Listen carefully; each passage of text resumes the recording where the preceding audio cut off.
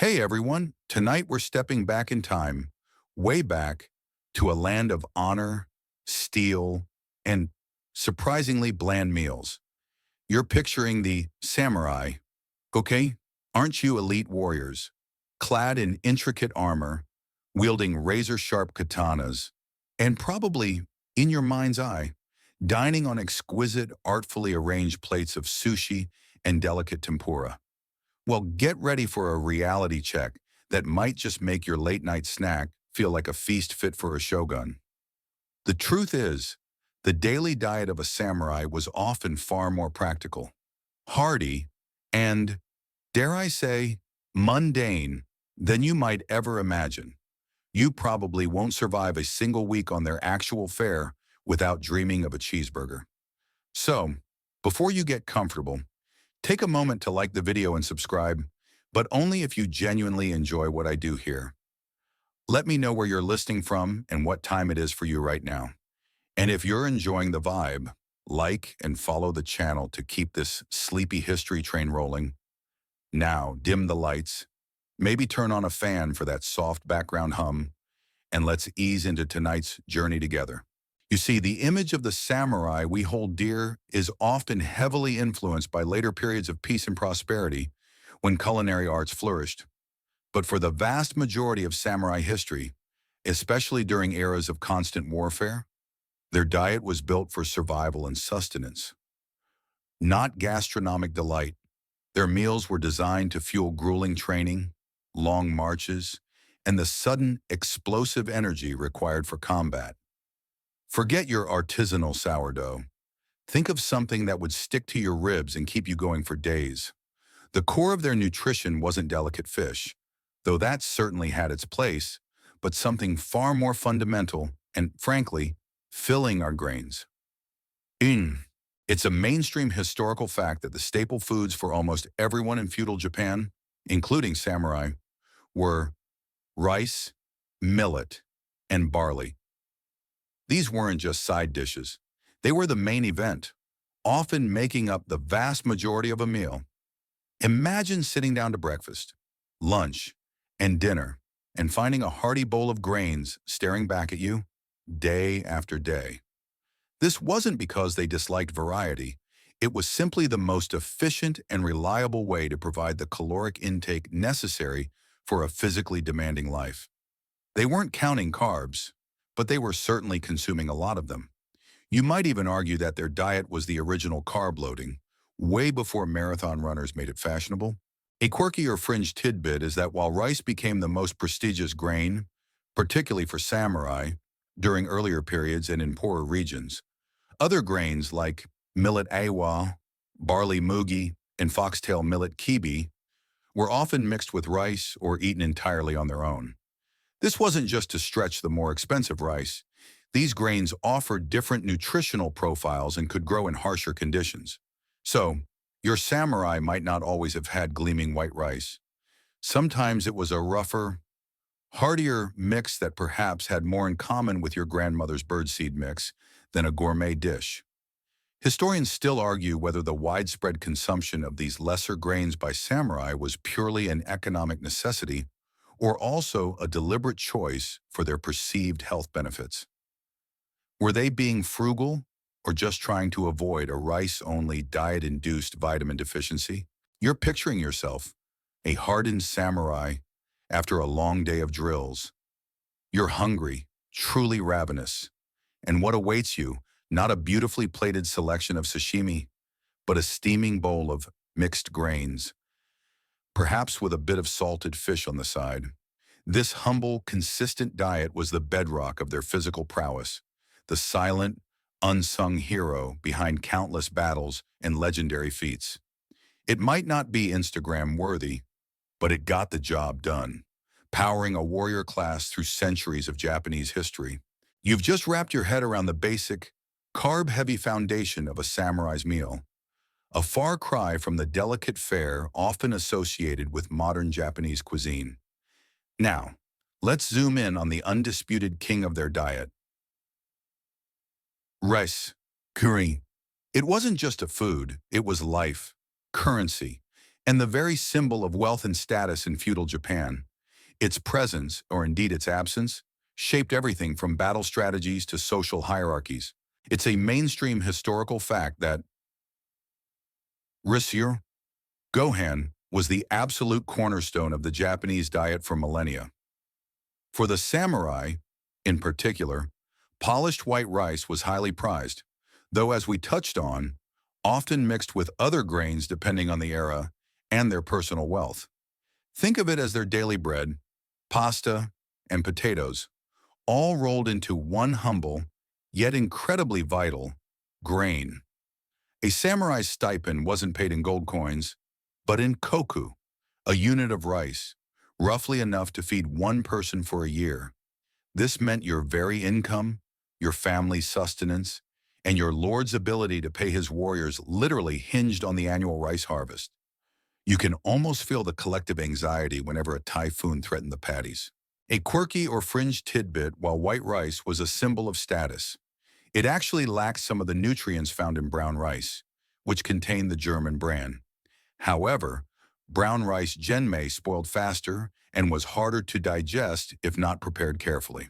So, the samurai's preference for white rice wasn't just about taste or prestige, it was also a practical choice in a time without refrigeration or extensive food preservation techniques. It was a trade-off, a cleaner, longer-lasting grain for slightly less nutritional completeness. Historians still argue whether the long-term consumption of primarily white rice contributed to certain nutritional deficiencies, like beriberi, a thiamine deficiency, especially in periods of sustained peace when varied diets might have been less critical. Was their choice of white rice a status symbol that secretly came with a health cost? Or were other dietary components enough to compensate? You're picturing yourself, a young samurai, perhaps during the Edo period, a time of relative peace. Your morning starts with a bowl of steaming white rice, perhaps accompanied by a simple miso soup. This wasn't just breakfast. It was the fuel for your day of martial arts practice, calligraphy, or political duties. In times of war, rice was even more critical. Dried, often parched or roasted. Rice was lightweight and portable, easily carried in a soldier's pack. It could be rehydrated with hot water, making a quick, fortifying meal on the march. Imagine boiling water over a small fire in a makeshift camp. The simple aroma of cooking rice, a small comfort in a world of uncertainty. The sheer volume of rice consumed was staggering. A working samurai, especially one in training or on campaign, would consume many bowls of rice a day, providing the sustained energy needed for rigorous physical activity. It was the ultimate slow-release carbohydrate, powering everything from a swift sword stroke to hours of meditation.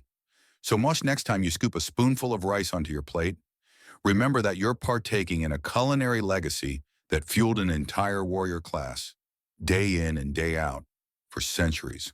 You've just absorbed the absolute centrality of rice in a samurai's existence, a grain that was both sustenance and economic backbone.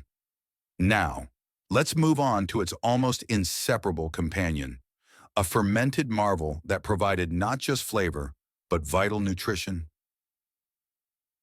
Miso. This unassuming paste of fermented soybeans was far more than a condiment. It was a daily essential, a source of protein, essential minerals, and that elusive fifth taste, umami. It's a mainstream historical fact that whey miso soup was a ubiquitous part of nearly every Japanese meal, from the simplest peasant's breakfast to the samurai's more refined fare. Imagine starting your day, every single day, with a warm, savory bowl of miso soup. It provided instant warmth, hydration, and a burst of flavor that helped make a largely grain-based diet more palatable.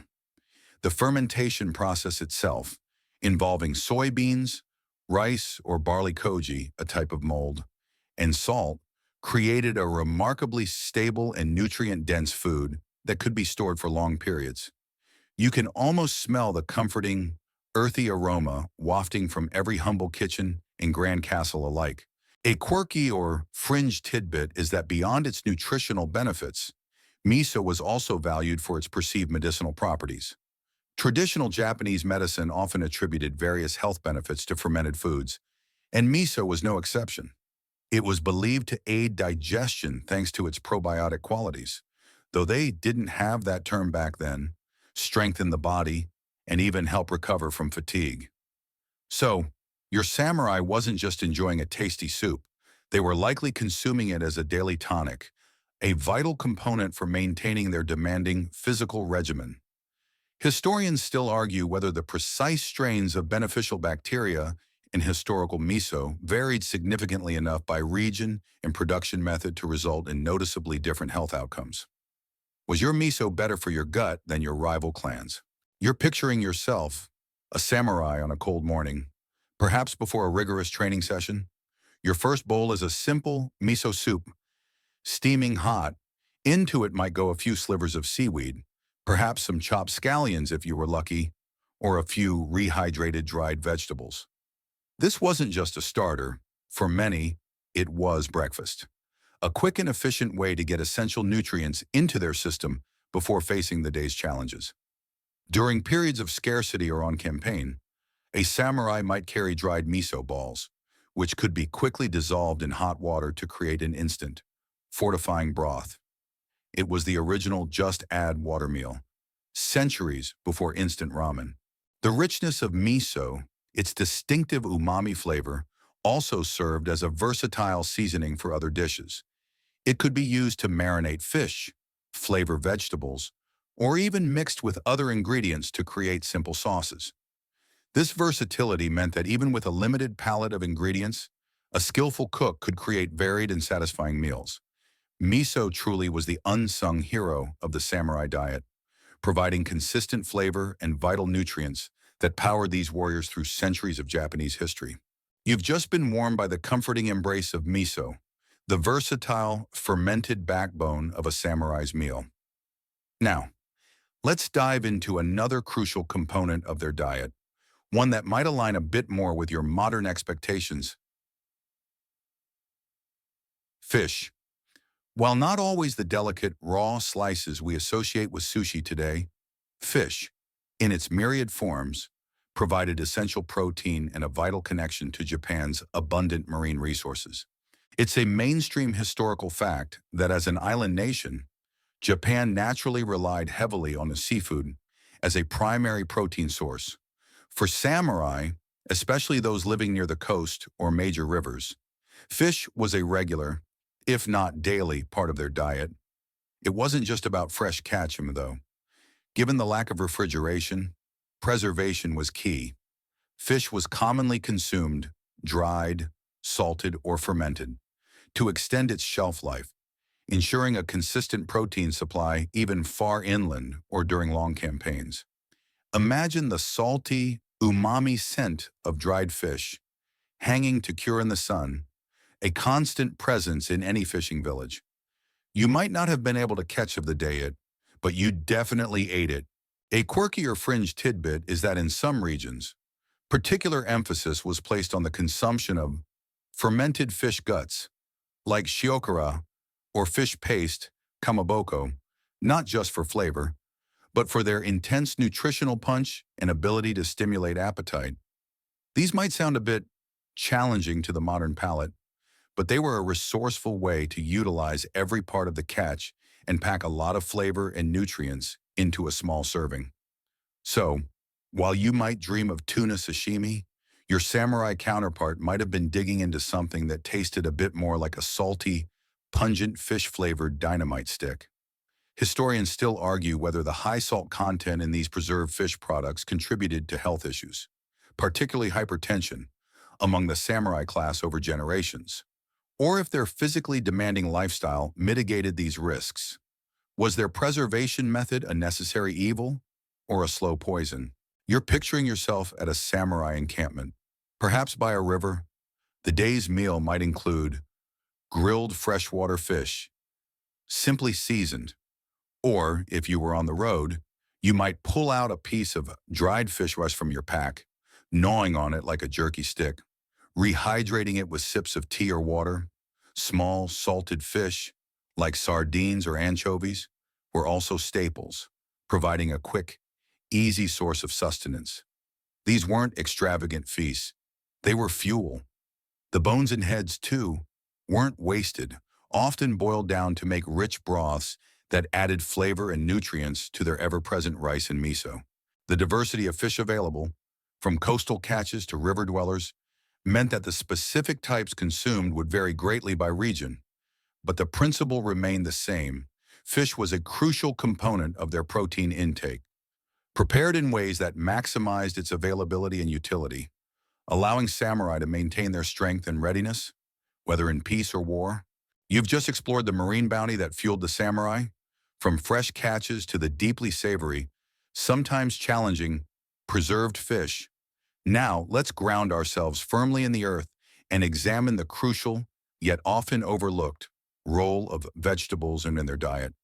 These humble greens, whether cultivated in small plots or gathered from the wild, provided essential vitamins, minerals, and fiber, balancing the heavier rice and protein components of their meals. It's a mainstream historical fact that despite the romanticized image of a warrior aristocracy, most samurai, especially those below the very highest echelons, were deeply connected to the land. Their personal plots or the lands they oversaw provided the bulk of their sustenance. Therefore, seasonal vegetables were a fundamental part of their daily intake. Think of staples like daikon radish, various leafy greens like komatsuna or spinach, eggplant, cucumbers, and gourds. These weren't luxury items. They were grown out of necessity and consumed fresh when available, or preserved for leaner months. You can almost feel the satisfying crunch of a freshly picked daikon, eaten raw or lightly blanched, adding a refreshing note to a simple meal. A quirky or fringe tidbit is the significant practice of wood foraging, especially during periods of scarcity or on campaign. Samurai and their families, or their accompanying retainers, would have supplemented their diets with edible wild plants. Sansai. This could include anything from bamboo shoots in spring to various wild ferns, mushrooms, and root vegetables found in forests and mountains. This wasn't just a survival tactic for the poor. It was a common practice that added variety and vital nutrients to the diet, showcasing a deep knowledge of their natural surroundings. Imagine a battle-hardened warrior, during a lull in campaigning, meticulously identifying and gathering edible wild greens, a skill as vital as swordsmanship in some circumstances. Historians still argue whether the knowledge of specific wild edibles was widely disseminated among samurai, or if it was more specialized knowledge held by particular families or even certain warrior monks. Was it common sense or a secret skill passed down? You're picturing yourself in a samurai household. The morning meal, alongside your bowl of rice and miso soup, would likely feature a small dish of simmered seasonal greens, or perhaps a few slices of pickled daikon. In the summer, fresh cucumbers and nasu eggplant would be abundant. As autumn approached, root vegetables and various gourds would take center stage. During long sieges or arduous marches, dried vegetables, carried as provisions, would be rehydrated and added to soups or stews, providing crucial bulk and nutrients when fresh produce was impossible to find. These were the unsung heroes of their diet, providing the subtle flavors and essential micronutrients that kept them healthy and robust. The dedication to utilizing every part of nature's bounty, from cultivated fields to wild forests, underscores the practical, resourceful nature of the samurai diet. Vegetables, far from being an afterthought, were an indispensable component, ensuring a balanced intake that sustained these warriors through both peace and the unpredictable rigors of war. You've just seen how essential vegetables, both cultivated and wild, were to the samurai's balanced, practical diet. Now, let's talk about the true powerhouse of Japanese cuisine, a humble legume that delivered unparalleled versatility and nutrition: soybeans. Beyond their starring role in miso, soybeans were transformed into a myriad of products that formed the very bedrock of a samurai's sustained energy and protein intake. It's a mainstream historical fact that soybeans, daishu, were an indispensable crop in feudal Japan. They were a protein workhorse, especially crucial in a diet that, while including fish, didn't always feature large quantities of meat. Soybeans could be consumed whole, dried, roasted, or, most importantly, processed into a variety of highly nutritious and storable forms. Imagine trying to explain to a medieval samurai that his superfood was going to be something called a soybean. He'd probably just nod, knowing it kept him going. This leads to a particularly quirky tidbit. The development of tofubeti soybean curd was a culinary game changer. While not as ancient as miso, tofu became increasingly popular during the medieval period, offering a soft, easily digestible, and highly versatile source of protein. It could be eaten fresh, fried, simmered in soups, or even dried for portability on campaigns. For a warrior needing sustained energy without heavy meat, tofu provided a light yet incredibly effective protein punch. Historians still argue whether the widespread adoption of tofu was driven more by Buddhist dietary restrictions, which often encourage vegetarianism, or purely by its nutritional efficiency and economic affordability for a growing population. Was it a spiritual choice or just good economics? You're picturing yourself at a quiet meal in a samurai household. Your bowl of rice and miso soup might be accompanied by a small block of tofu, perhaps lightly seared or gently simmered in a savory broth, and, of course, the ubiquitous soy sauce, shoyu, sukkonim, another soybean derivative, was slowly gaining prominence as a vital condiment. While not as widespread in earlier periods as it would become later, its savory depth would have been prized for seasoning simple dishes. The subtle richness it brought to often plain foods was probably a welcome relief for taste buds accustomed to austerity. The sheer adaptability of soybeans meant they could be transformed into nutritious staples that lasted through seasons and campaigns. From the fermented depths of miso and soy sauce to the delicate versatility of tofu, these products provided consistent, high-quality protein and essential nutrients, proving that the samurai's strength didn't rely on massive cuts of meat, but on the humble yet mighty soybean. You've just seen how the remarkable soybean, in its various forms, was a quiet nutritional powerhouse for the samurai. Now, let's shift our gaze to Japan's other bountiful natural resource, the ocean, and explore how seaweed became an indispensable part of their diet, providing vital minerals and unique flavors that complemented their staple foods. It's a mainstream historical fact that as an island nation, Japan has an unparalleled culinary relationship with the sea, and seaweed kaiso has been consumed there for thousands of years. For the samurai, seaweed was far more than just a garnish. It was a cheap, readily available, and incredibly nutritious food source, packed with minerals that might otherwise have been scarce in a diet that wasn't always rich in varied fresh produce or dairy. Imagine a warrior, perhaps after days of eating dried rice, relishing the salty, slightly chewy texture of rehydrated seaweed, a taste of the familiar ocean even far inland. It was like their daily multivitamin, delivered straight from the waves. A quirky or fringe tidbit is the sheer diversity of seaweed consumed, each with its own unique properties.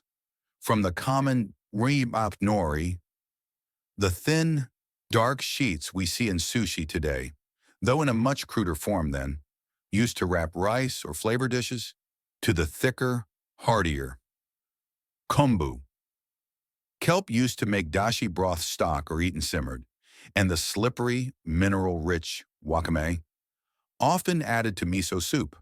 The ability to dry and store these sea vegetables meant they could be transported and consumed year-round, making them invaluable provisions for a warrior on the move.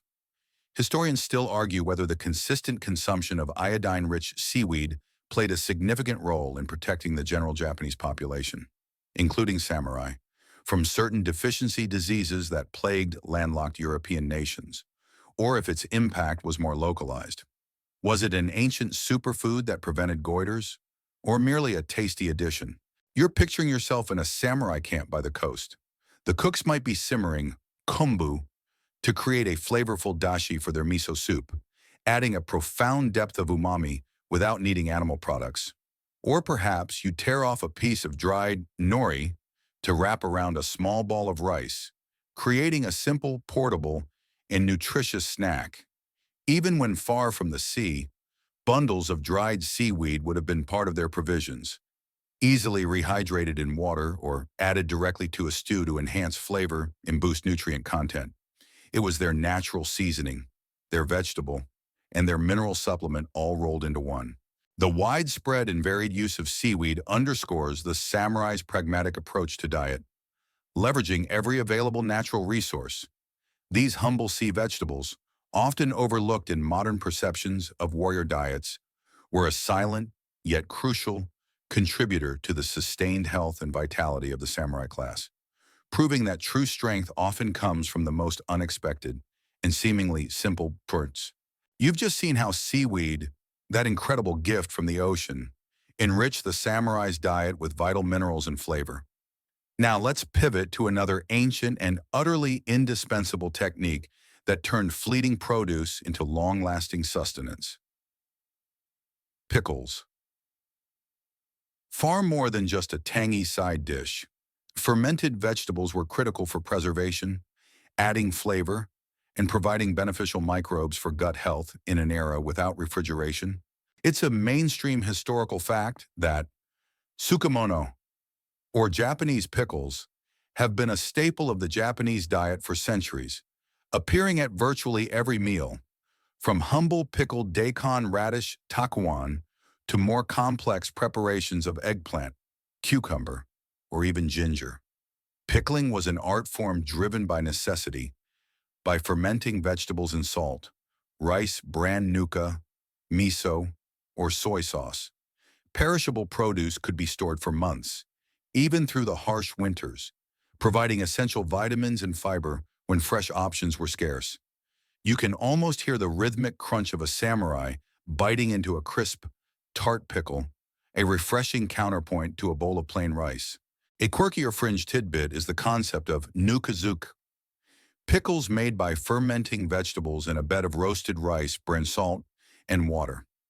This method not only preserved the vegetables, but also infused them with unique, complex flavors and, crucially, beneficial bacteria.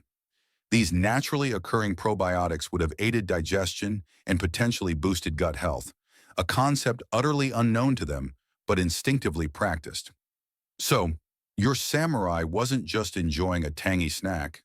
They were getting a daily dose of gut-friendly bacteria, perhaps unknowingly keeping their internal systems as finely tuned as their swords. Historians still argue whether the consistent consumption of fermented foods like pickles and miso played a significant role in the overall resilience and health of the historical Japanese population compared to societies with less access to such preserved foods. Was their diet a microbial masterpiece or just a happy accident? You're picturing yourself at a samurai's breakfast.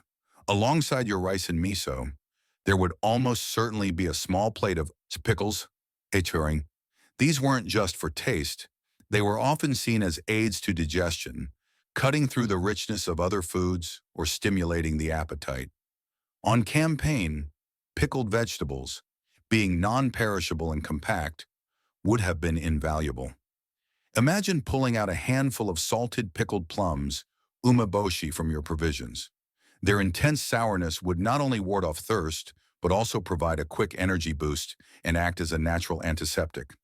It was the original energy bar, but with a much more distinctive flavor. The sheer variety and ingenuity in pickling methods speak volumes about the samurai's pragmatic approach to food security and nutrition. Pickles weren't just a culinary preference, they were a vital component of their sustained diet, ensuring that essential nutrients were available year-round, allowing these warriors to remain healthy and ready for duty, irrespective of the season or their location. You've just crunched your way through the world of samurai pickles, those tangy, gut-friendly stalwarts of their diet. Now, let's talk meat, or rather, the limited, yet sometimes vital role of wild game in their otherwise grain and plant-heavy sustenance. While not a daily protein source like fish or soybeans, hunting provided an occasional, welcome boost of animal protein, especially for samurai living close to forested or mountainous regions. It's a mainstream historical fact that large-scale livestock farming as practiced in Europe was not common in feudal Japan, partly due to Buddhist dietary influences discouraging meat consumption, and partly due to land limitations more suited to rice cultivation. Therefore, animal protein, especially red meat, often came from hunting. Deer shika, wild boar, inoshishi, rabbits, and various birds were the primary targets. For a samurai, hunting wasn't just a leisure activity, it was also a practical skill, a form of training, and a way to supplement their diet when opportunity arose. You can almost feel the tension as a seasoned samurai, bow in hand, silently tracks a deer through a dense bamboo grove, knowing that tonight's meal depends on his skill. A quirky or fringe tidbit is that while Buddhist principles generally discourage the killing and consumption of four-legged animals, samurai, as warriors, often had a more pragmatic relationship with meat. In times of war, or when facing harsh conditions, these dietary restrictions were frequently relaxed or outright ignored out of necessity. Furthermore, some historical accounts suggest that certain warrior clans might have more readily consumed game as a way to maintain physical prowess, viewing it as distinct from the dietary practices of the civilian population. So, while your average peasant might strictly adhere to a largely vegetarian diet, your samurai might occasionally enjoy a hearty wild boar stew, perhaps justifying it as necessary for their martial duties. Historians still argue whether the occasional consumption of game meat by samurai provided a significant enough nutritional benefit to genuinely impact their overall physical health and strength, or if it was more about variety and a psychological boost. Was it truly a nutritional necessity or just a delicious indulgence? You're picturing yourself, a samurai on campaign in the rugged mountains. After a successful hunt, a wild boar might be butchered and roasted over an open fire, its rich, savory aroma a stark contrast to the usual fare of dried rice and miso. This wasn't a daily occurrence, but when it happened, it was a feast, providing a dense source of calories and protein, vital for recovery and sustained endurance. Even smaller game like rabbits or pheasants would have been highly valued, simmered into a nourishing broth or grilled directly.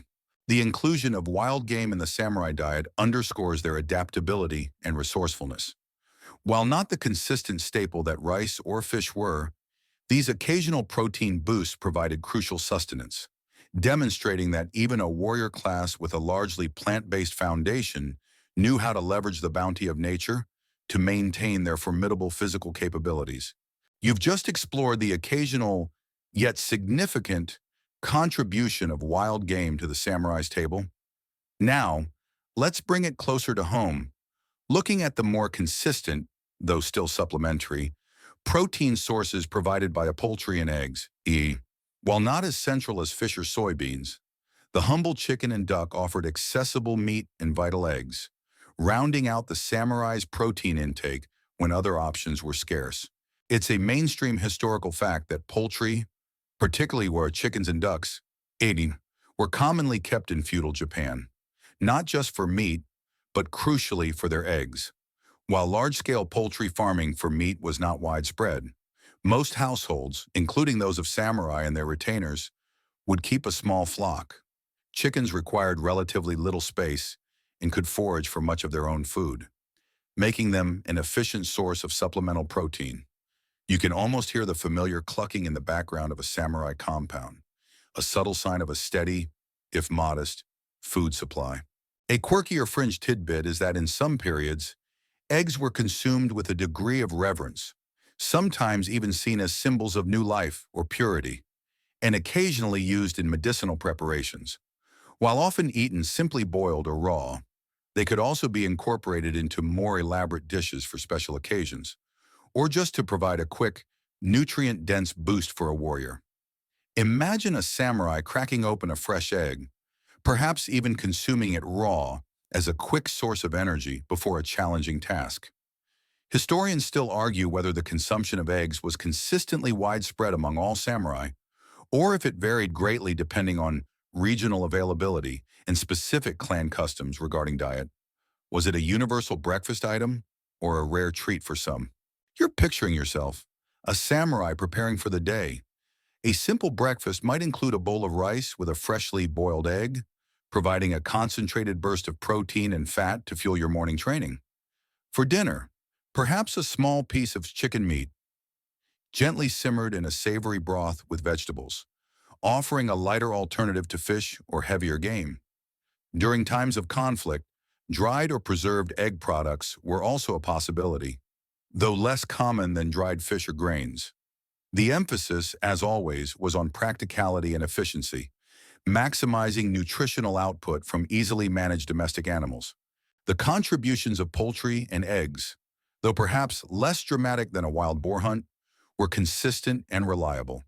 They provided a steady flow of high-quality protein and essential nutrients, underscoring the pragmatic and resourceful nature of the samurai diet.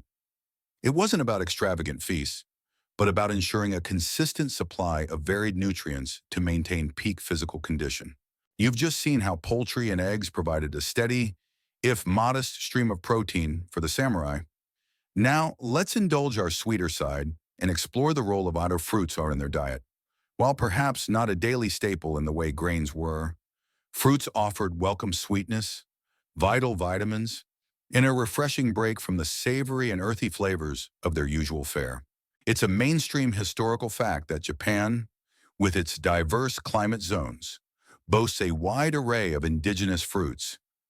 For the samurai, these were enjoyed seasonally, either fresh from the tree or vine, or preserved for later consumption.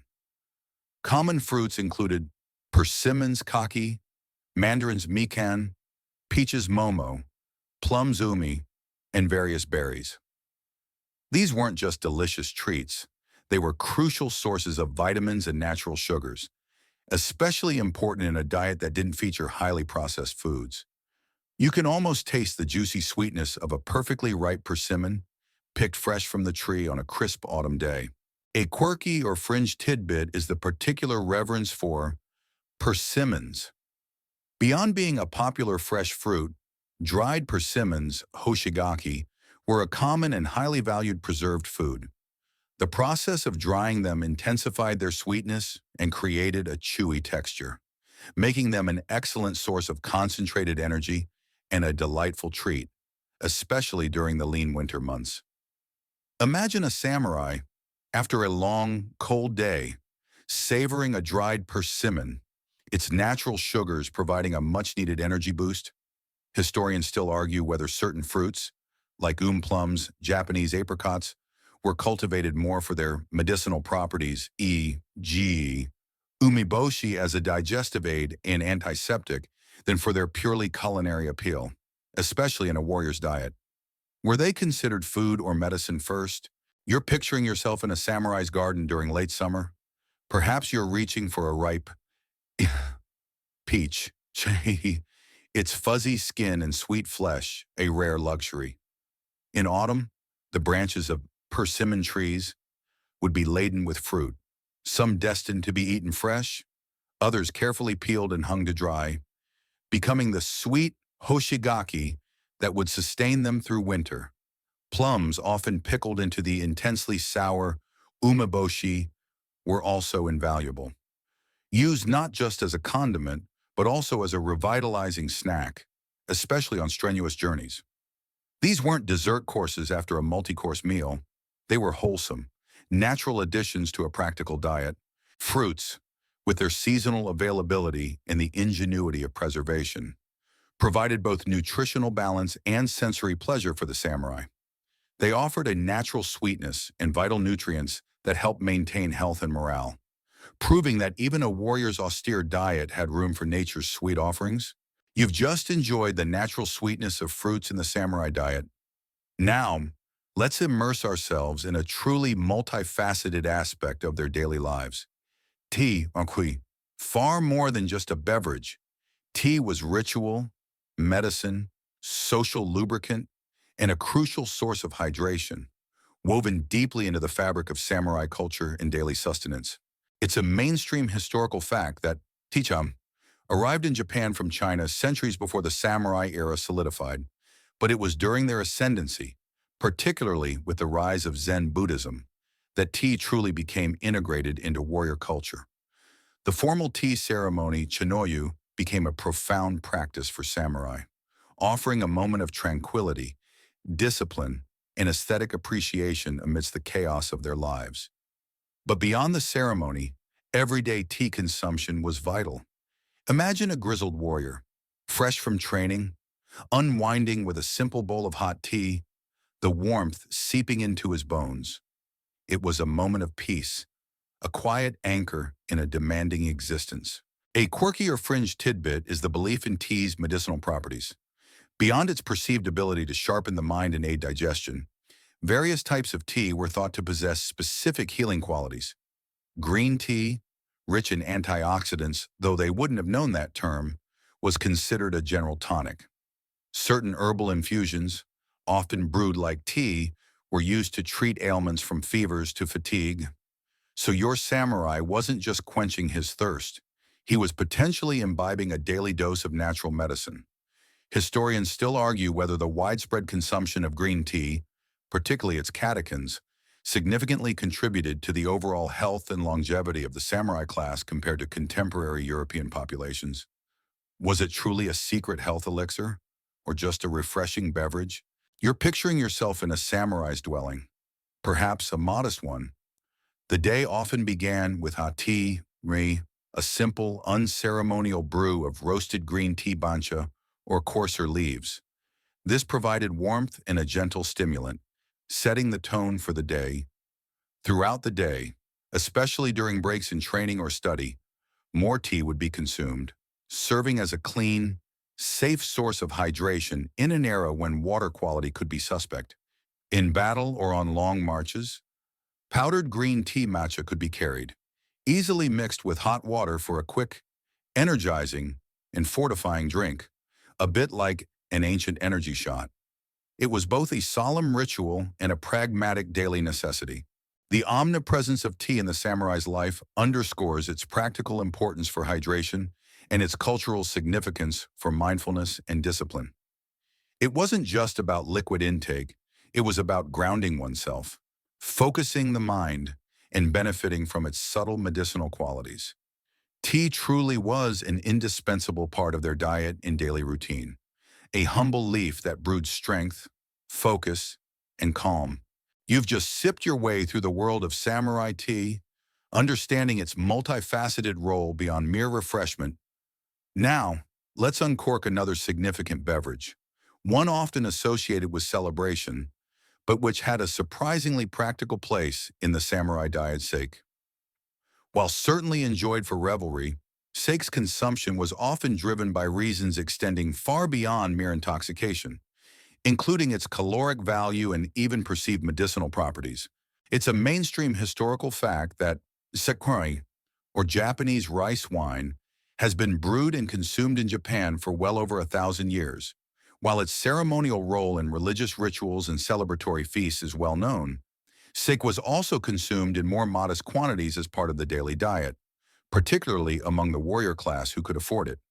It provided a readily available source of calories and warmth, especially in colder months or on long, arduous journeys. Imagine a group of samurai gathered around a small fire on a chilly evening, sharing a flask of sake, its warmth spreading through them, more for comfort and caloric intake than for getting completely inebriated. A quirky or fringe tidbit is that sake was sometimes considered to have medicinal qualities. Similar to how other cultures viewed wine or spirits, it was occasionally used as a disinfectant for wounds, a sleep aid, or even a general tonic to ward off illness. While the alcohol content certainly played a role in these perceptions, the belief in its broader health benefits encouraged its moderate consumption. So, your samurai might have been told to drink a small cup of sake to fortify his spirits before a battle, not just to numb his nerves, but because it was genuinely believed to make him stronger. Historians still argue whether the perceived medicinal benefits of sake were truly significant, or if these beliefs primarily served to justify its consumption within a society that valued moderation and self-control. Was it medicine, or just a good excuse? You're picturing yourself in a samurai's dwelling after a strenuous day. A small ceramic cup of sake might be offered, perhaps warmed. This wasn't necessarily for a boisterous celebration, but as a digestive aid after a heavy meal, or simply to provide a small caloric boost and a sense of relaxation before retiring for the night. On campaign, sake could also serve as a safer alternative to potentially contaminated water, as the alcohol content would act as a rudimentary purification agent. It wasn't about getting drunk. It was about practical utility, warmth, and a subtle lift. The integration of sake into the samurai diet, beyond its ceremonial functions, highlights the pragmatic approach to sustenance. It was a caloric supplement, a source of comfort, and a perceived medicinal aid, demonstrating that even a warrior's diet, while austere, utilized every available resource to maintain physical well-being and readiness for the challenges of their demanding lives. You've just learned how sake, beyond its celebratory role, offered practical benefits to the samurai. Now, let's go even deeper into their connection with nature's bounty and explore the vital practice of foraging, where the wild landscape itself became a supplementary pantry, providing crucial nutrients and variety often overlooked in formal agricultural systems. It's a mainstream historical fact that despite the cultivation of rice and other crops, the natural environment played an enormous role in supplementing the diet of nearly everyone in feudal Japan, including samurai and their households. Foraging for wild edibles, sansai, was not just a skill for peasants, it was a common and often necessary practice. Forests, mountains, rivers, and coastal areas provided a wealth of resources: wild vegetables, mushrooms, nuts, berries, and even insects. This knowledge of the land was passed down through generations, making it possible to find sustenance even when cultivated crops were scarce or far away. You can almost feel the damp earth beneath your feet as you carefully scan the forest floor, identifying edible plants amidst the undergrowth. A quirky or fringe tidbit is that specific types of wild roots and tubers, often referred to collectively as asatoimo, though distinct from cultivated taro, were particularly valued for their high starch content and ability to survive harsh conditions, making them a crucial fallback food during famines or sieges. Imagine a samurai, perhaps cut off from supplies during a long campaign, relying on his knowledge of identifying and safely preparing wild yams or other tubers found deep in the wilderness. This wasn't just about survival. It showcased a deep, practical understanding of their environment that transcended their warrior training. Historians still argue whether the prevalence of foraging knowledge among samurai varied significantly by their geographic origin, with those from mountainous or less fertile regions possessing superior skills compared to samurai from flat rice-rich plains. Was your family's foraging prowess determined by where you were born, or was it a universal warrior skill? You're picturing yourself, a samurai on a reconnaissance mission, or perhaps just taking a quiet walk through the woods near your compound. Your keen eyes wouldn't just be scanning for enemies. They'd also be looking for bamboo shoots, tekanoko, pushing through the spring soil, or clusters of wild mushrooms harsh after a rain. These forage items would be brought back to the kitchen, adding a freshness and variety to the daily meals that cultivated crops alone couldn't provide.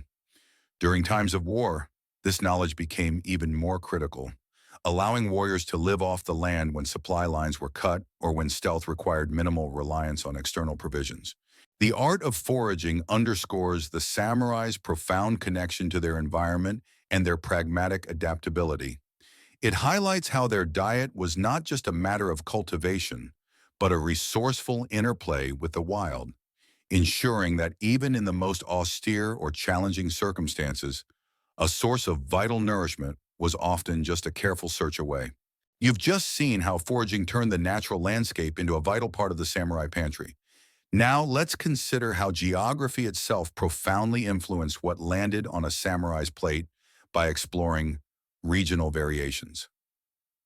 In their diet, Japan's diverse topography, from snowy mountains to bountiful coastlines, meant that while core staples remained, the specific foods available and preferred differed significantly depending on where a samurai lived. It's a mainstream historical fact that feudal Japan was composed of many distinct provinces, often with unique climates, agricultural capabilities, and access to natural resources. A samurai from a coastal domain like Satsuma, modern-day Kagoshima, would naturally have a much richer and more diverse seafood diet than a samurai from a landlocked, mountainous region like Shinano, modern-day Nagano, where wild game and hardy mountain vegetables would be more prevalent. This wasn't just a matter of preference, it was a fundamental reality dictated by the land itself. You can almost taste the briny air near a fishing village versus the crisp, pine-scented air of a mountain stronghold, each scent hinting at the region's dominant fare. A quirky or fringe tidbit is that specific regions developed unique preservation techniques or local specialties based on their available resources. For example, in snowy northern regions, the art of fermenting fish and vegetables to last through long winters became highly sophisticated, resulting in dishes rarely seen elsewhere. Conversely, warmer southern regions might have had a broader array of fresh produce available year-round. So, while a samurai from the north might have perfected the art of consuming intensely fermented narazushi, a precursor to sushi with heavily fermented fish, his southern counterpart might have enjoyed more seasonal fresh vegetables and lighter fish preparations. Historians still argue whether these regional dietary differences led to discernible physical or health characteristics among samurai from different parts of Japan, or if the overall core diet was sufficiently similar to prevent such distinctions. Did the food shape the warrior, or was the warrior's physique a more universal outcome? You're picturing yourself, a samurai on a journey, perhaps traveling from the temperate Kanto plain to the colder northern reaches. Your meals would subtly shift. What might have been primarily rice, miso, and coastal fish near Edo would gradually incorporate more millet, preserved mountain vegetables, and game as you moved inland and north. The very flavors of the landscape would change. You might be served a humble meal of barley mixed with rice, dried mountain vegetables rehydrated in miso, and perhaps a small piece of hunted bird. This wasn't a choice. It was simply what the land offered, and a skilled samurai learned to appreciate and draw strength from the bounty of their specific domain. The principle of regional variations highlights the pragmatic adaptability of the samurai diet. It shows that while their core dietary philosophy emphasized sustenance and readiness, they were also masters of utilizing local resources, creating a diverse culinary tapestry across the archipelago, all contributing to the formidable strength of Japan's warrior class. You've just explored how geographical location dictated the unique flavors and specific provisions of a samurai's regional diet. Now, let's delve into a practice that was as much about spiritual discipline as it was about practical resource management: fasting. For samurai, periods of abstention from food weren't merely acts of piety, they were often deliberate choices for mental fortitude, physical purification, and, significantly, a way to conserve precious resources, especially during lean times or arduous training. It's a mainstream historical fact that fasting danjiari, often rooted in Buddhist practices, was a common element of spiritual training and discipline for many samurai, particularly those influenced by Zen Buddhism. Regular periods of abstinence, whether from certain foods or from all food for a set duration, were believed to purify the body, sharpen the mind, and strengthen willpower. This wasn't about starvation, but about mindful deprivation, pushing the limits of physical and mental endurance. Imagine a samurai sitting in quiet meditation, his stomach rumbling, yet his resolve unyielding, proving his mastery over bodily desires. It was a mental martial art, a subtle form of combat against one's own weakness. A quirky or fringe tidbit is that beyond spiritual reasons, fasting was a practical tool for resource management, especially within a castle or a large samurai household during times of siege or anticipated scarcity. A lord might order periods of reduced rations or even short fasts for his retainers to ensure that food supplies would last longer. This wasn't presented as punishment, but as a collective act of discipline and shared hardship, fostering solidarity. So, while your samurai might perform a fast for spiritual enlightenment, he was also, perhaps unknowingly, helping to stretch the castle's dwindling rice stores. Historians still argue whether the physical benefits of occasional short-term fasting, like improved metabolic flexibility, were genuinely understood or merely accidental byproducts of their spiritual and practical intentions. Was it intuitive biohacking or just a happy coincidence of devotion and frugality? You're picturing yourself, a samurai preparing for a demanding military campaign or a particularly intense period of spiritual training. You might undertake a short fast, perhaps for a day or two, consuming only water or plain tea. This would not only cleanse your system but also test your mental resilience, honing your ability to endure hardship, a crucial trait for any warrior. During longer, more arduous journeys, or when food supplies were uncertain, these periods of voluntary or enforced fasting would have been a stark reality. Forcing the body to adapt and rely on its reserves, it was a rigorous lesson in self-sufficiency, far removed from the concept of an indulgent juice cleanse. The practice of fasting underscores the samurai's holistic approach to strength, where physical prowess was inseparable from mental and spiritual fortitude. It wasn't just about what they ate, but also about what they didn't eat, demonstrating a profound understanding of discipline and adaptability, crucial for survival and mastery in their demanding world. You've just explored the spiritual and practical discipline of fasting in a samurai's life. Now, let's zoom in on a critically important, yet often unglamorous aspect of their sustenance: war rations. When samurai were on campaign, the focus shifted entirely from culinary enjoyment to sheer practicality.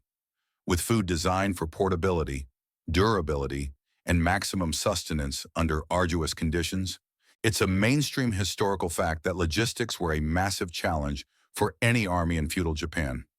Feeding thousands of warriors on the move, often through rugged terrain, required ingenious methods of food preparation and preservation. Their war rations were, by necessity, compact, lightweight, and non-perishable. Far removed from the fresh, seasonal fare they might enjoy at home. Think of modern military maris, but without the heating element and with a lot more rice.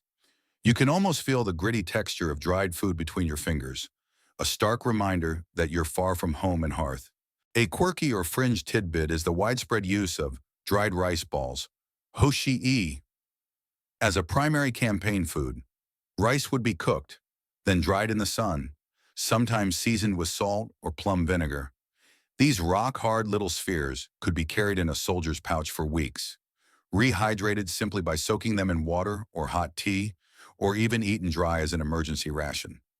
Imagine gnawing on a pebble-hard rice ball, trying to chip off enough to sustain you, knowing it was the ultimate fuel for forced marches and grueling battles.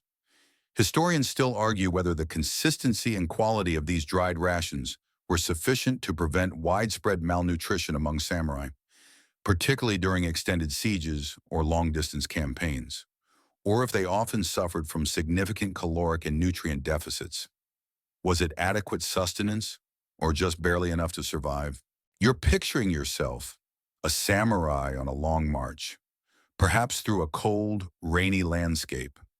Your pack is light, but it holds your lifeblood bundles of dried rice, perhaps some dried fish, and a few umeboshi pickled plums. Meals would be quick affairs, often just a handful of hoshi-e, rehydrated in a bowl of hot water drawn from a stream, creating a thin gruel. Flavor was secondary to function. The goal was to provide enough calories and essential nutrients to keep a warrior alert and strong. Sometimes, if a supply convoy managed to get through, they might receive a more substantial ration. But self-sufficiency and reliance on easily carried provisions were paramount. The sheer practicality of samurai war rations highlights their understanding of logistics and survival. These often bland, but incredibly efficient, foods were the unsung heroes of countless campaigns, providing the sustained energy that allowed warriors to endure the brutal realities of feudal warfare, proving that sometimes the most effective sustenance is the simplest and most enduring. You've just endured the stark realities of war rations, emphasizing portability over pleasure. Now, let's swing dramatically to the opposite end of the culinary spectrum and explore feast days. Those rare moments of opulence and ceremony that offered a stark contrast to the daily, often austere fare of a samurai. These were occasions for celebration, display, and a deliberate indulgence that showcased wealth, status, and hospitality. It's a mainstream historical fact that while the daily diet of a samurai was largely practical and humble, special occasions demanded extravagance. Feast days, gochiso, whether celebrating a victory, a significant religious festival, a wedding, or the new year, were opportunities for a lord to demonstrate his wealth and generosity, and for samurai to enjoy a wider variety of foods and flavors than their usual fare. Imagine entering a grand hall, perhaps in a castle keep, the air thick with the aromas of roasted meats, simmering broths, and exotic spices, a stark departure from the daily scent of miso and plain rice. You might almost forget the rigors of battle, if only for an evening. A quirky or fringe tidbit is that while meat consumption was generally low in daily life, feast days were often an exception, featuring dishes like roasted duck, wild boar, or even, in rare instances, beef or venison. These would be prepared with more elaborate seasoning and cooking methods.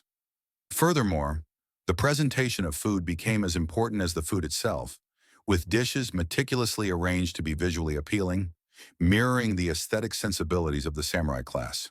So, your samurai might have spent most of his life eating plain rice, but on a feast day, he might be presented with a beautifully arrayed dish that was as much a work of art as it was a meal, signaling his lord's prosperity and taste. Historians still argue whether the consumption of rare meats on these feast days was primarily for symbolic display of wealth, or if it also served as a necessary protein boost to compensate for deficiencies in the daily diet. Was it about showing off, or a strategic nutritional intervention? You're picturing yourself at such a feast. You'd sit formally, perhaps on a zabuton cushion, before a lacquered tray bearing multiple small dishes. There might be varieties of fresh fish, not just dried, perhaps elegantly prepared as sashimi, though in a much simpler form than today's, or lightly grilled. Seasonal vegetables, perhaps stir-fried with soy sauce and sake, would be abundant. There would likely be an array of pickled dishes, but also sweeter elements like seasonal fruits and perhaps even rudimentary confections made from rice flour and sweet beans. And, of course, plenty of sake, often consumed ceremonially, but certainly flowing more freely than on a regular day. It was a sensory overload compared to their typical austerity, a necessary release from the discipline of their daily lives. Feast days provided crucial moments of culinary indulgence and social bonding for the samurai. They offered a vital contrast to the often austere demands of their profession, reminding them of the rewards of their service and the rich cultural life that underpinned their warrior existence. These occasions, while rare, served to reinforce social hierarchies and provide memorable highlights in a life often defined by duty and discipline. You've just savored the fleeting opulence of a samurai feast day. Now, let's bring it back to basics and observe the humble yet highly significant details of their mealtime, utensils, and eating etiquette.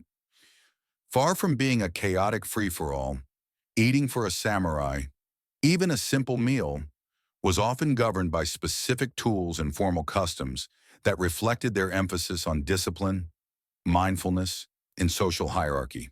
It's a mainstream historical fact that the primary eating utensils in feudal Japan were, as they largely remain today, chopsticks, hashi, shane.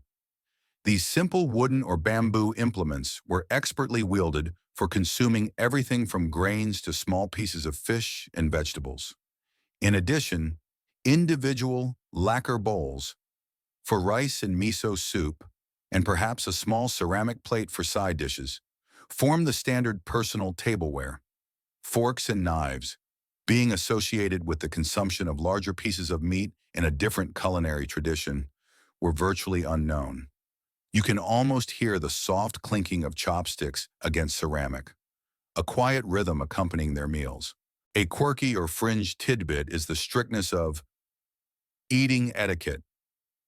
Even for everyday meals, samurai, particularly those of higher rank, would observe certain manners, not pointing chopsticks at others, not sticking them upright in rice, a funeral custom, and taking care not to spill food. These weren't just polite suggestions. They were reflections of the warrior code, emphasizing control, respect, and order even in the seemingly mundane act of eating. Imagine a young samurai, perhaps after a grueling training session, still carefully adhering to these precise rules, ensuring not a single grain of rice was wasted or improperly handled. Historians still argue whether the meticulousness of samurai eating etiquette was primarily a practical matter of cleanliness and resource management, or if it also served as another form of mental discipline and a way to distinguish the warrior class from commoners. Was it about hygiene or hierarchy? You're picturing yourself seated on the floor, perhaps on a tatami mat, before your own small lacquered tray. Your rice bowl would be held close to your mouth, allowing you to efficiently push the grains in with your chopsticks. Miso soup would be sipped directly from its bowl. There would be no loud chewing, no talking with your mouth full, and certainly no reaching across others for a dish. Each bite would be mindful, consumed with an awareness of the sustenance it provided. This disciplined approach to eating extended even to their military campaigns, where quick, efficient consumption of rations was key, but still often done with a semblance of order. The simplicity of their utensils combined with the formality of their etiquette underscores the samurai's overarching philosophy, even in the most basic acts. There was a commitment to discipline, mindfulness, and respect. Their meals were not just about hunger, they were quiet, structured rituals, reflecting the very core of their warrior way of life. You've just navigated the disciplined world of samurai eating etiquette. Now, let's peek into their kitchens, or rather, their cooking spaces, and explore their cooking methods. Techniques that were overwhelmingly simple, efficient, and designed to maximize flavor and nutritional value from their often humble ingredients, without requiring elaborate equipment. It's a mainstream historical fact that the majority of samurai household cooking, especially for daily meals, revolved around basic methods suitable for a wood-fired hearth or a simple charcoal brazier. Boiling, steaming, and grilling were paramount.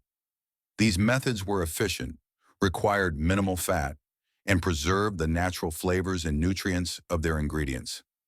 Imagine the soft hiss of rice steaming in an iron pot over an open flame, its comforting aroma filling a modest kitchen. You certainly wouldn't find a microwave or an air fryer, but you'd find ingenuity born of necessity. A quirky or fringe tidbit is the prevalence of one-pot meals, sarti, particularly during military campaigns or for busy households.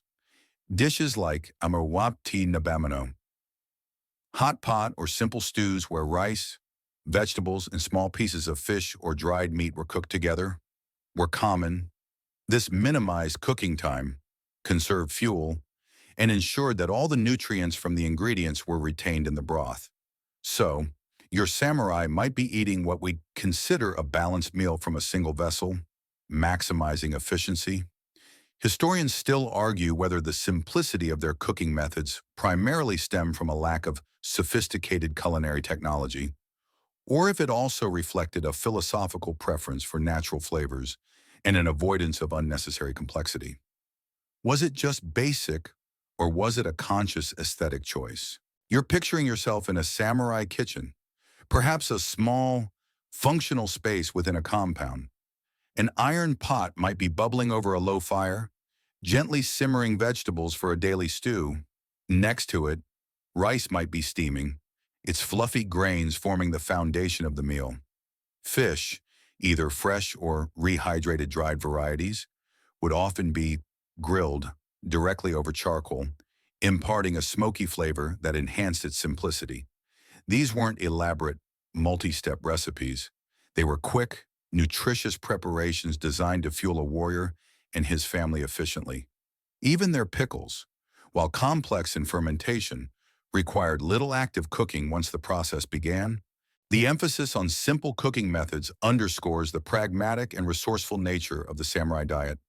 It wasn't about elaborate culinary artistry for daily sustenance, but about transforming basic ingredients into nourishing, palatable meals with efficiency and minimal waste.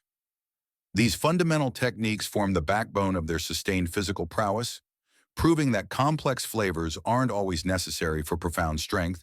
You've just explored the simple, efficient cooking methods that shape the samurai's meals. Now, let's talk about something absolutely fundamental to human survival and equally crucial for a warrior: hydration. Beyond the ubiquitous tea and occasional sake, understanding their primary sources of water and the less common, but still important, herbal infusions reveals a practical approach to staying quenched in an era without bottled water or filtered taps. It's a mainstream historical fact that access to clean, safe drinking water was a constant concern in pre-modern societies. While boiling water for tea helped, direct consumption of water from rivers, streams, and wells carried inherent risks of contamination. Therefore, strategic location near reliable water sources was vital for any samurai compound or military encampment. They would have relied on natural springs, well water, or carefully managed communal wells. You can almost feel the coolness of fresh spring water cupped in your hands, a truly precious commodity.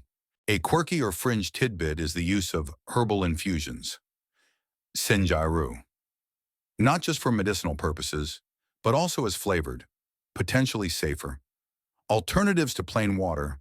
While not as common as tea, infusions made from roasted barley mujisha, certain wild grasses, or even dried fruit peels could be brewed to add flavor and provide hydration, especially when fresh water sources were questionable or just to offer variety.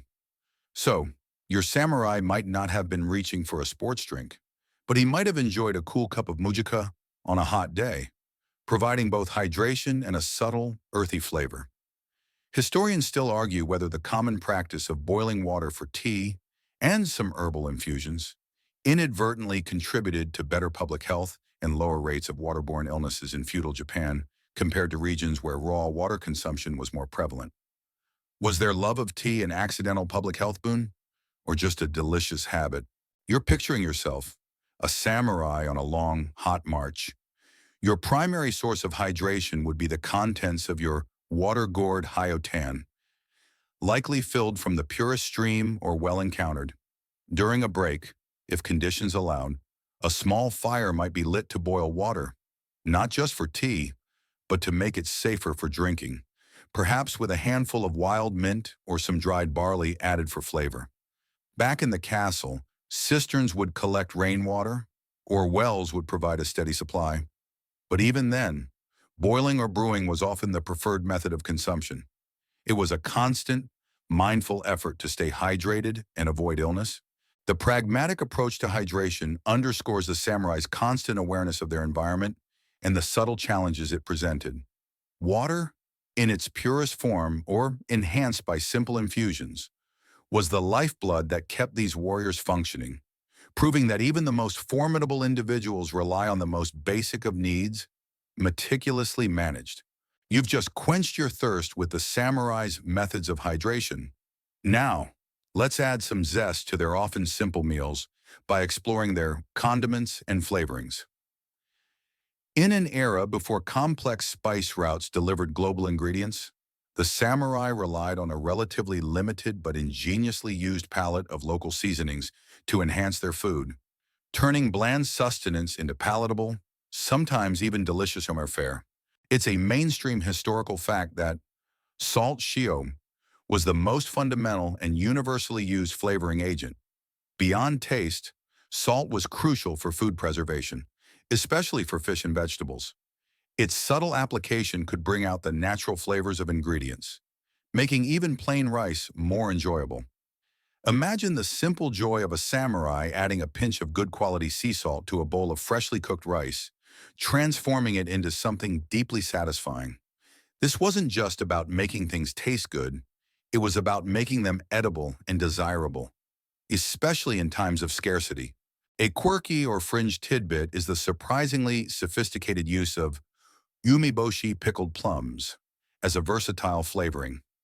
While we touched on them as a portable snack, Their intense sour and salty flavor made them an invaluable condiment, often mashed into a paste or placed directly on rice to cut through richness, stimulate appetite, and even act as a natural preservative. So your samurai might not have had a full spice rack, but he had the powerful punch of a umeboshi, capable of transforming a plain meal. Historians still argue whether the consistent consumption of umeboshi, particularly due to its citric acid content, genuinely contributed to the prevention of food spoilage in the gut or provided significant anti-fatigue benefits for samurai. Beyond simply being a palatable condiment, was it ancient food tech or just a really sour pickle? You're picturing yourself at a samurai's table. Your bowl of plain rice would likely be accompanied by small dishes of soy sauce shoyu, if available and affordable for the period, offering a deep, savory umami punch. Miso paste, of course, was used not just as soup, but as a seasoning for grilled fish or vegetables. Vinegar, often made from rice, provided a tangy counterpoint and was also used in pickling. Fresh or dried ginger and carnauron garlic, when available, would be sparingly used for their pungent aromas and flavors, often as a way to mask the taste of less than fresh ingredients or to add warmth in colder seasons.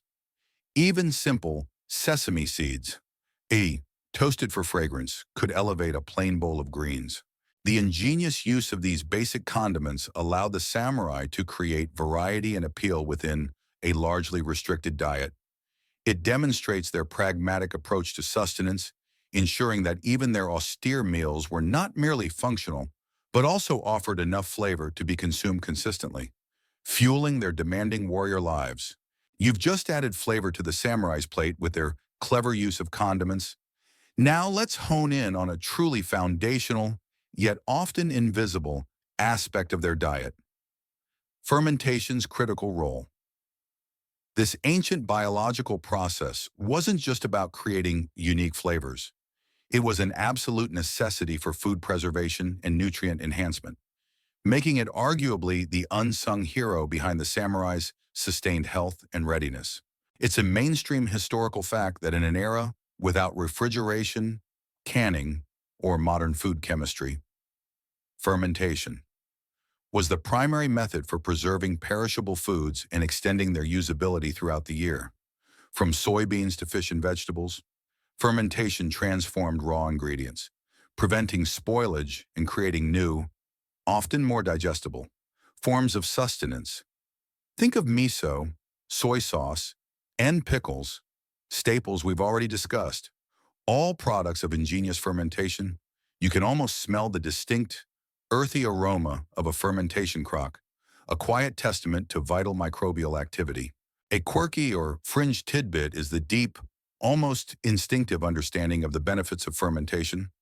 Long before the science of microbiology was known, while they didn't understand yeast or bacteria, they knew that fermented foods often lasted longer, tasted better, and sometimes even felt healthier due to increased nutrient bioavailability or probiotic effects. For example, natto-fermented soybeans was not just a pungent food, it was believed to provide immense stamina and was sometimes consumed by samurai for its perceived invigorating properties.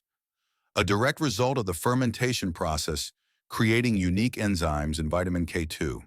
Historians still argue whether the consistent consumption of a diet rich in fermented foods played a significant role in fostering a robust gut microbiome among historical Japanese populations, potentially contributing to overall resilience against common illnesses.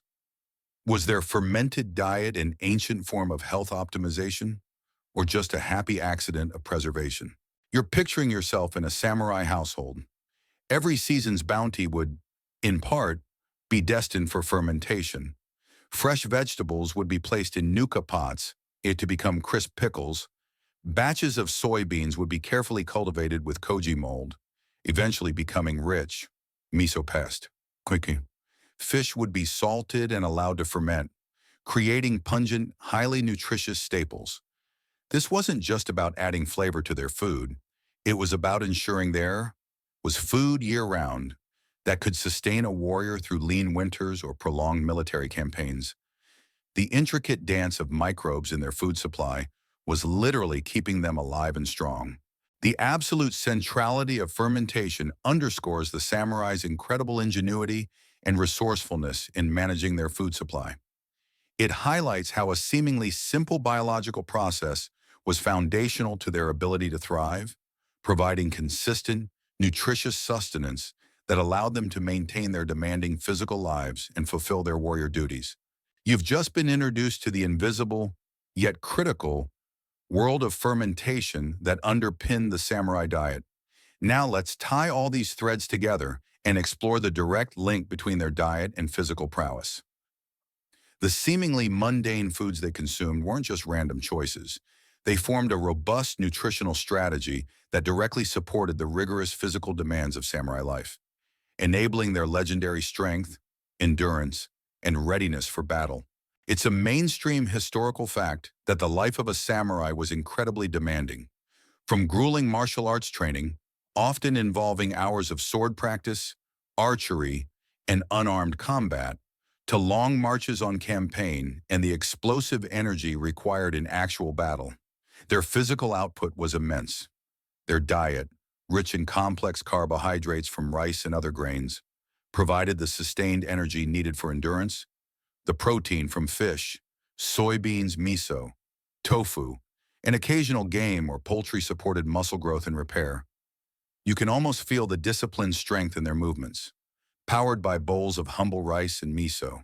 A quirky or fringe tidbit is that, while they didn't have the concept of macronutrients, their diet inherently provided a good balance for their active lifestyle. The high carbohydrate intake provided readily available glucose for energy, while the consistent protein sources helped maintain muscle mass. The diverse array of vegetables, seaweeds, and fermented foods supplied essential vitamins, minerals, and gut-healthy probiotics that would have prevented many common deficiencies. So, while they weren't calculating calories or tracking macros, their traditional diet intuitively supported their warrior physique. Historians still argue whether the physical superiority attributed to samurai, if indeed it was consistent across the class, was more a result of their rigorous training, or if their diet played an equally significant, if unacknowledged, role. Was it the sword or the rice bowl that made them formidable? You're picturing yourself, a samurai in peak physical condition. Your day begins with a breakfast of rice and miso, fueling your morning training session where you practice your sword forms under the crisp morning air. Lunch might be a simple affair of rice, some pickled vegetables, and a piece of grilled fish, providing sustained energy for afternoon duties. Evenings would conclude with another hearty, yet balanced meal designed for recovery and preparation for the next day. This consistent, nutrient-dense diet ensured they had the stamina for prolonged conflict, the strength for decisive blows, and the resilience to recover from injuries. It was a fuel system perfectly calibrated for the demands of their profession. The samurai diet, far from being primitive, was a highly effective and pragmatic system for fueling a warrior class. It demonstrates that peak physical performance doesn't always require exotic ingredients or complex culinary techniques, but rather a consistent, balanced intake of available, nutrient-rich foods. Their mundane diet was, in essence, their secret weapon, enabling them to embody the strength and endurance for which they are so legendary. You've just connected the samurai's diet directly to their impressive physical prowess. Now, let's introduce a critical layer of nuance: social status and food access.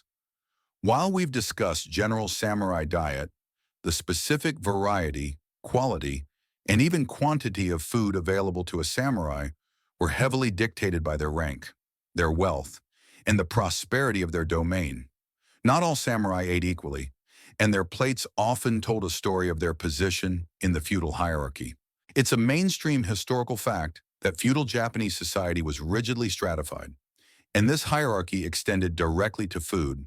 A high-ranking daimyo feudal lord or a wealthy samurai retainer would have access to far more diverse, refined, and consistently available foodstuffs than a lower-ranking Gokunin houseman or a Ronin masterless samurai. For the elite, food could be a display of power and prestige, involving specialized cooks and ingredients sourced from various regions. You can almost feel the stark difference in atmosphere between a sumptuous lord's banquet and a humble samurai family's meal, both driven by rice, but varying wildly in their accompaniments. A quirky or fringe tidbit is that while rice was the universal staple, the quality of rice consumed varied significantly. Higher-ranking samurai would eat more polished, pure white rice, while lower-ranking samurai might mix their rice with cheaper grains like barley or millet more frequently, or even consume less refined, coarser rice. This wasn't just about taste, it also reflected economic realities. So your samurai might be eating rice, but if he was lower on the totem pole, his rice might have more fiber, whether he wanted it or not. Historians still argue whether the dietary differences between high and low-ranking samurai led to discernible health disparities, such as differences in nutrient deficiencies or longevity, or if the overall core diet provided enough basic sustenance for most warriors to remain functional. Did status literally affect health outcomes, or was the basic warrior diet a great equalizer? You're picturing yourself, a samurai of middling rank. Your meals would be consistent, primarily rice, miso, and seasonal vegetables, with regular access to preserved fish. You might enjoy occasional poultry or perhaps wild game if you were a skilled hunter or your lord had a successful expedition. However, you wouldn't expect the rare delicacies, elaborate presentations, or year-round access to fresh, exotic ingredients that a daimyo might take for granted. Your status meant reliable sustenance, but not consistent luxury. A ronin, on the other hand, might face far greater food insecurity, relying more heavily on foraging, simple grains, and whatever he could afford or procure through odd jobs. The influence of social status on the samurai diet underscores the pervasive power of hierarchy in feudal Japan. While a core set of staple foods formed the foundation, the degree of culinary variety, refinement, and consistent abundance was a direct reflection of one's place within the rigid social order. It reminds us that even for a warrior class, food was not just fuel, it was also a badge of privilege, or a stark reminder of one's humble station. You've just seen how social status created different dining realities even within the samurai class. Now, let's widen our perspective and directly compare the bee farmer's diet versus the samurai's. This contrast highlights the fundamental differences in their lives, resources, and priorities, revealing that while both shared core Japanese staples, the quality, quantity, and overall nutritional profile of their meals could vary dramatically. It's a mainstream historical fact that the vast majority of Japan's population during the feudal period consisted of were farmers, hyakusho, Yorkshom, who literally produced the rice that sustained the entire society, including the samurai class. Their diet was even more austere and grain-centric than that of a typical samurai. While samurai might consume polished white rice, farmers often ate coarser grains like millet or barley, or unpolished brown rice, sometimes mixed with wild plants to stretch their meager provisions. Imagine the stark contrast: the farmer toiling in the rice paddies, producing the grain that would feed the samurai, while often subsisting on its less desirable parts himself. You can almost feel the calluses on their hands, a testament to their labor and their simple, often meager, fare. A quirky or fringe tidbit is that farmers, by necessity, were often masters of foraging and cultivating every edible scrap. Their diet might include a wider variety of wild grasses, roots, and insects than a samurai's, not out of choice, but out of sheer survival. They were intimately familiar with every edible plant in their immediate surroundings. So, while a samurai might occasionally enjoy a foraged bamboo shoot, a farmer might be relying on multiple types of wild greens and discarded vegetable parts to fill their bowls. Historians still argue whether the high-fiber, diverse plant-based diet of farmers, despite its often low-caloric content, might have paradoxically offered certain health benefits, e.g., better gut health, lower incidence of some chronic diseases compared to the more refined, less varied diet of some samurai. Was the peasant diet, in its humble way, healthier than the warriors? You're picturing a farmer's family gathered around their hearth after a long day in the fields. Their meal would primarily consist of a large bowl of mixed grains, barley, millet, perhaps some unpolished rice. This might be accompanied by a simple miso soup made with coarse ingredients and a small portion of pickled vegetables. Fresh fish or meat would be a rare luxury, perhaps only after a successful personal hunt, often illegal or a major festival.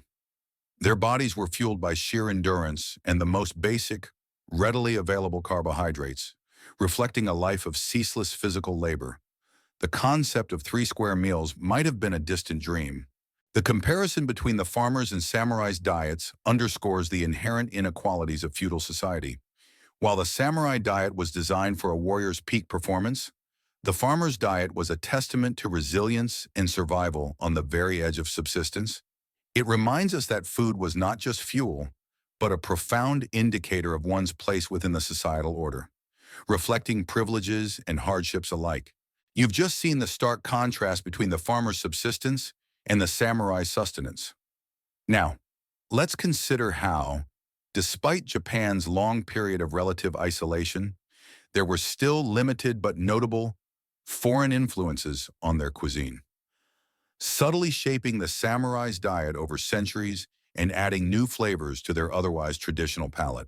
It's a mainstream historical fact that while Japan largely closed itself off from Western contact during the Edo period, Sakoku policy, earlier periods saw significant cultural exchange, particularly with China and Korea, Buddhism, writing systems, and indeed many foodstuffs and culinary techniques arrived from the Asian mainland.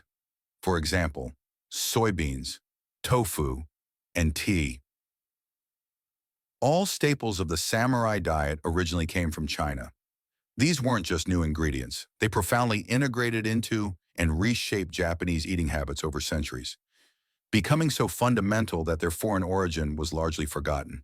You can almost taste the subtle sweetness of a newly introduced sugar cane, an exotic flavor in a world accustomed to natural sweetness from fruit. A quirky or fringe tidbit is the limited, yet impactful introduction of certain ingredients during brief periods of contact with European traders and missionaries, particularly in the 16th century. For example, tempura, chotomasu, a dish now synonymous with Japanese cuisine, is believed to have Portuguese origins, derived from their peixinhos da horta, green bean fritters. While it might not have been a daily samurai meal, such new cooking methods or ingredients, even if rare, offered a novel culinary experience. So what your samurai might occasionally encounter a dish prepared with a foreign technique, perhaps at a special gathering in a port city, a rare glimpse into a wider world of flavors. Historians still argue whether the influence of foreign ingredients and cooking methods was truly widespread beyond elite circles and port cities, or if the vast majority of samurai and commoners remained largely unaffected by these external culinary trends. Did foreign tastes truly permeate, or were they confined to curious few? You're picturing yourself, a samurai from an earlier period, perhaps the Azuchi Momoyama era, which saw more external contact.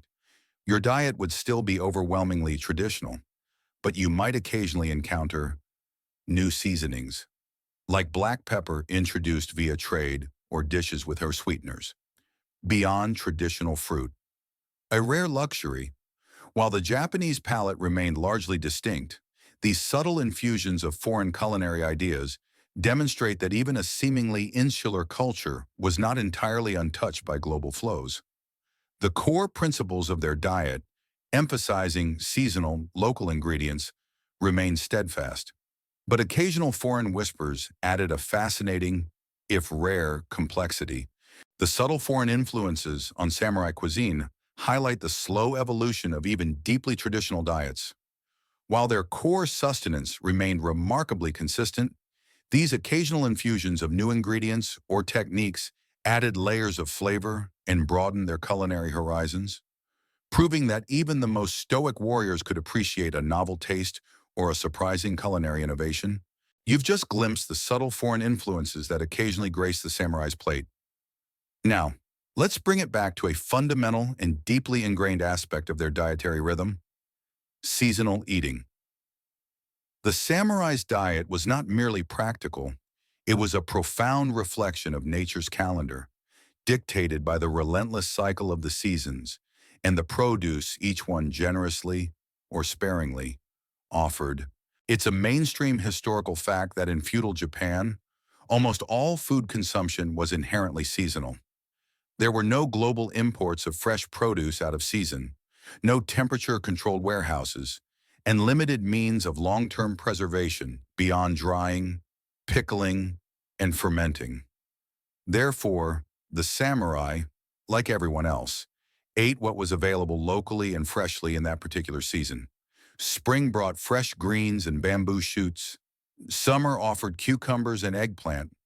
Autumn was abundant with root vegetables and persimmons, and winter relied heavily on preserved foods and hardy brassicas. You can almost feel the crisp bite of a radish in spring, or the warmth of a hearty root vegetable stew in the depths of winter, each meal a testament to the changing year. A quirky or fringe tidbit is the concept of hashiri, the first catch or harvest of a season, and nagori, the last produce of a season, which were often celebrated with a particular appreciation. Eating the hashiri was believed to bring good fortune and extend one's life by a certain number of days, reflecting a deep spiritual connection to the natural cycle.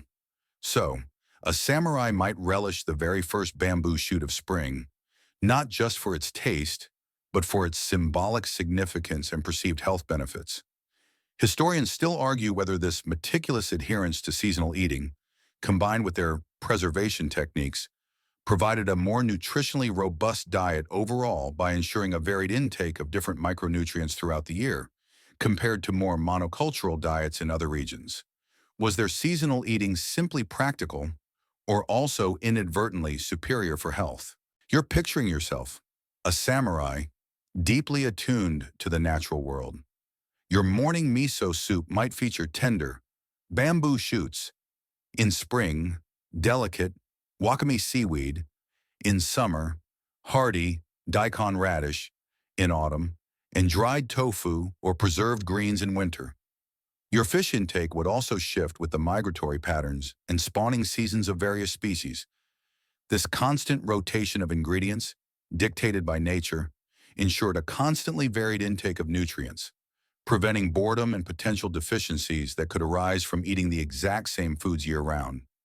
It was an involuntary form of nutritional rotation, far predating modern dietary recommendations. The strict adherence to nature's calendar and the profound wisdom embedded in seasonal eating underscores the samurai's intimate relationship with their environment. Their diet was not a static list of ingredients, but a dynamic, ever-changing tapestry woven from the bounty of each passing season, ensuring their sustained health and vitality throughout the rigors and rhythms of their demanding lives. You've just immersed yourself in the rhythm of the samurai's seasonal diet.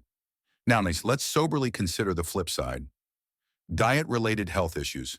Or, despite their generally robust and practical eating habits, samurai, like all people in their era, faced potential nutritional deficiencies and health challenges stemming from limitations in food availability, preservation techniques, and a lack of modern medical understanding. Even a warrior's body could be undermined by the silent threats of an imbalanced diet. It's a mainstream historical fact that beriberi, a disease caused by thiamine, vitamin B1 deficiency, was historically prevalent in Japan, particularly among the upper classes, including samurai, who consumed large quantities of polished white rice. Polishing rice removes the outer bran layers where thiamine is concentrated. While brown rice contains more B1, it's spoiled faster, making white rice the preferred staple for status and storability, inadvertently leading to this deficiency. Imagine a samurai, seemingly strong and disciplined, slowly succumbing to fatigue, muscle weakness, and heart problems, symptoms of a disease they couldn't identify or directly link to their beloved white rice.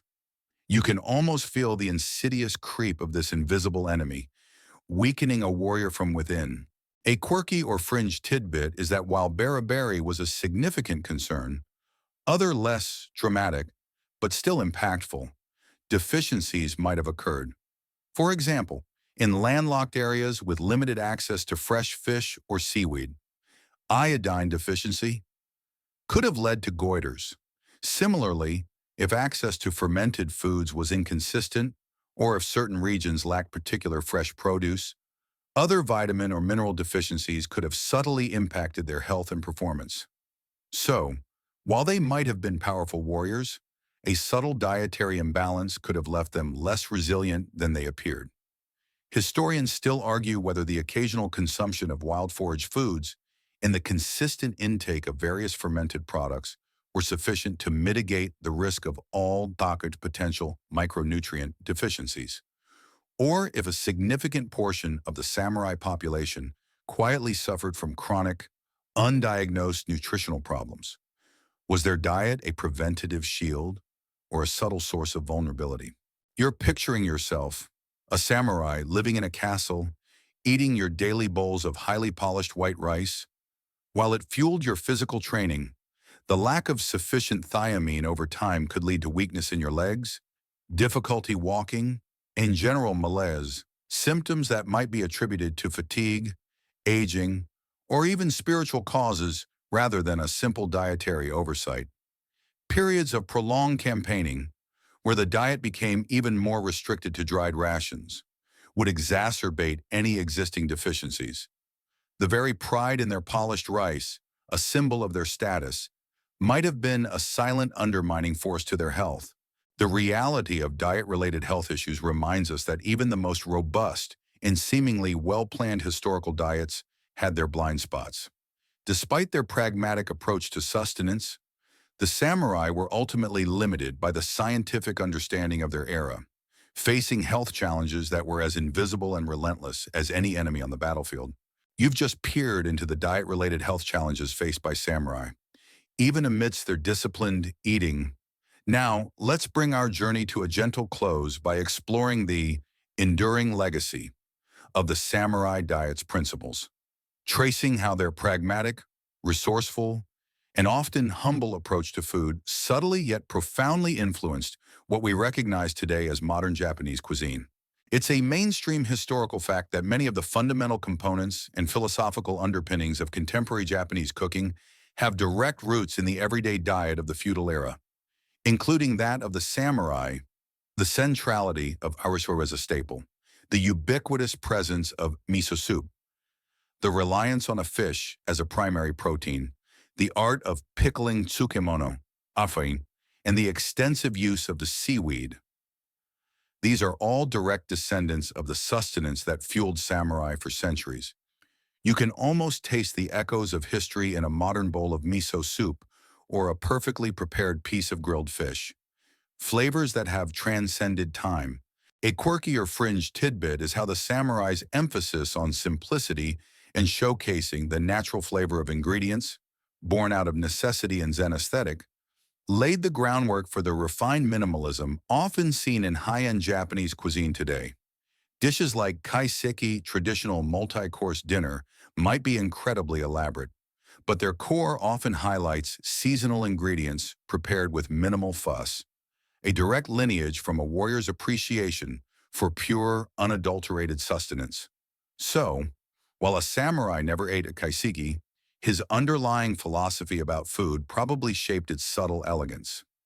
Historians still argue whether the perceived healthiness of modern Japanese cuisine is a direct continuation of the samurai's balanced, practical diet, or if it's a more recent construct influenced by modern nutritional science and global trends.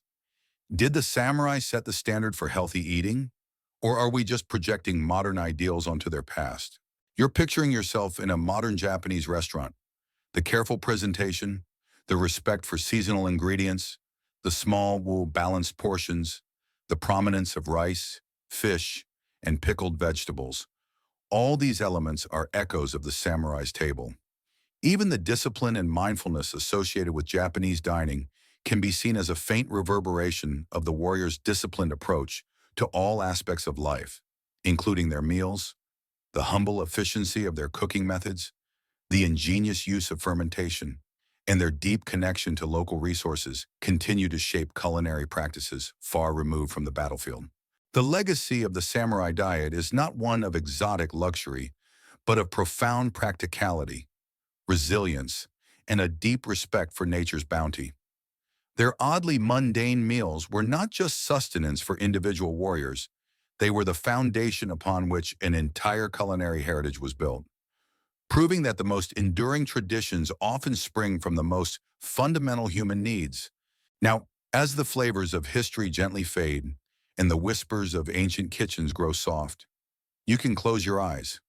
The image of the samurai, fueled by rice, miso, and the simple gifts of the land, reminds us that strength often comes from unexpected, unglamorous places. Let that thought drift through your mind, like the soft hum of a fan on a peaceful night. Rest easy. Sweet dreams.